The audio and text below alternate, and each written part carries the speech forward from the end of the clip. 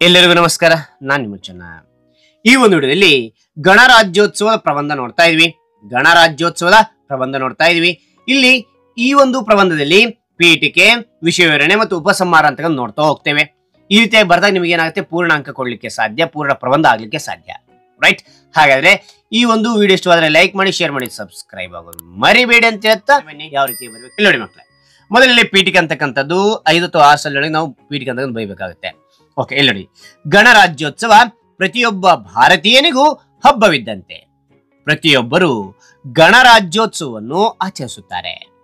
ಈ ವರ್ಷ ನಾವು 76ನೇ ವರ್ಷದ ಗಣರಾಜ್ಯೋತ್ಸವವನ್ನು ಆಚರಿಸುತ್ತಿದ್ದೇವೆ. ರಾಷ್ಟ್ರದಾದ್ಯಂತ ಜನವರಿ 26ರಂದು ಗಣರಾಜ್ಯೋತ್ಸವವನ್ನು ಜನ ಸಂಭ್ರಮಿಸುತ್ತಾರೆ. ಇದು ಪೀಠಿಕೆ ಅಂತ ಬರೆದಿದ್ದೇನೆ. ಅದಾದ ನಂತರ ಇಲ್ಲಿ ವಿಷಯ ವಿವರಣೆ ಅಥವಾ ವಿಷಯ ವಿವರಣೆ ಅಂತಂದ್ರು ಓಕೆನೆ. ಇಲ್ಲಿ ನೋಡಿ, ಇಲ್ಲಿ ವಿವರಣೆಯಲ್ಲಿ ನಾನು ತಿಳಿಸ್ತಾ ಹೋಗಿದ್ದೀನಿ. 1947ರ ಆಗಸ್ಟ್ 15ರಂದು ಭಾರತ ಸ್ವಾತಂತ್ರ್ಯ ಪಡೆದ ಬಳಿಕ ಡಾಕ್ಟರ್ BR ಅಂಬೇಡ್ಕರ್ ನೇತೃತ್ವದಲ್ಲಿ ಸಂವಿಧಾನ ರಚನೆಗಾಗಿ ಕರಡು ಸಮಿತಿ ರಚನೆ ಮಾಡಲಾಯಿತು. 1949ರ ಜನವರಿ 26ರಂದು ಶಾಸನ ಸಭೆ ಕರಡು ಪ್ರತಿಯಲ್ಲಿ ಅನೇಕ ತಿದ್ದುಪಡಿಗಳ ಬಳಿಕ ಅಂಗೀಕಾರ ಮಾಡಿತು. ಈ ಮುನ್ನ 1929ರ ಜನವರಿ 26ರಂದು ಭಾರತೀಯ ರಾಷ್ಟ್ರೀಯ ಕಾಂಗ್ರೆಸ್ ಪೂರ್ಣ ಸ್ವರಾಜ್ಯದ ಘೋಷಣೆ ಮಾಡಿತ್ತು. ಲಾಹೋರ್ನಲ್ಲಿ ನಡೆದ ಕಾಂಗ್ರೆಸ್ ಅಧಿವೇಶನದಲ್ಲಿ ಈ ನಿರ್ಣಯ ಕೈಗೊಳ್ಳಲಾಯಿತು.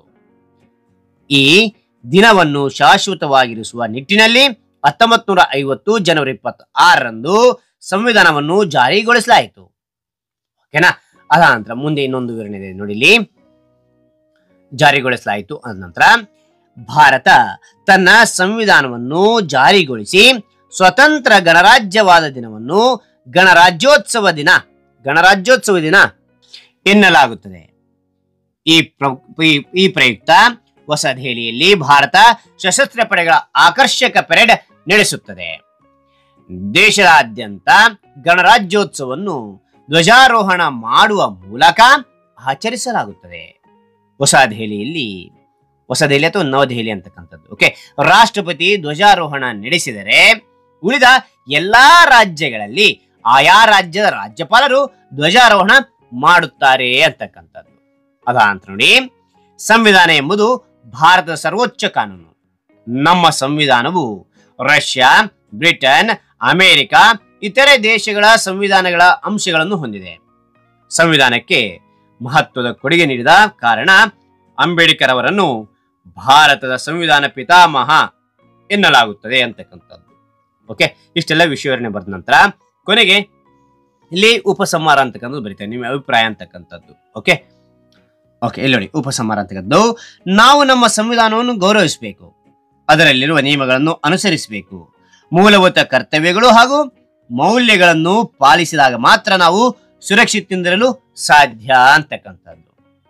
ಓಕೆನಾ ಮಕ್ಕಳೇ? ರೈಟ್. ಹಾಗಾದ್ರೆ ಈ ಎಲ್ಲಾ ವಿವರಣೆ ಅಂತಕ್ಕಂಥದ್ದು ನಿಮಗೆ ಇಷ್ಟವಾಯ್ತಾ? ಇಷ್ಟವಾದ್ರೆ ಒಂದು ಲೈಕ್, ಅನೇಕ ವಿಡಿಯೋ ಪ್ರೋತ್ಸಾಹ ತುಂಬಾ ಸಿಗುತ್ತೆ. ಇನ್ನೊಬ್ರು ಶೇರ್ ಮಾಡಿ ಸಾಧ್ಯ. ಇಂಥ ಅನೇಕ ವಿಡಿಯೋ ಚಾನಲ್ ಸಬ್ಸ್ಕ್ರೈಬ್ ಆಗಿ. ಹಾಗೆ ನಿಮಗೆ ಯಾವ ರೀತಿಯ ಪ್ರಬಂಧ, ಯಾವ ರೀತಿಯ ಭಾಷಣ ಬೇಕಂತೇಳಿ ಕಾಮೆಂಟ್ ಮಾಡಿ. ಆ ರೀತಿಯ ಪ್ರಬಂಧ ಮತ್ತು ಭಾಷಣ ತೆಗೆಲ್ಲ ಪ್ರಯತ್ನ ಪಡ್ತೇನೆ. ಮತ್ತೊಂದು ಹೊಸ ವಿಡಿಯೋ ಭೇಟಿ ಆಗ್ತೇನೆ. Thank you for watching. Bye.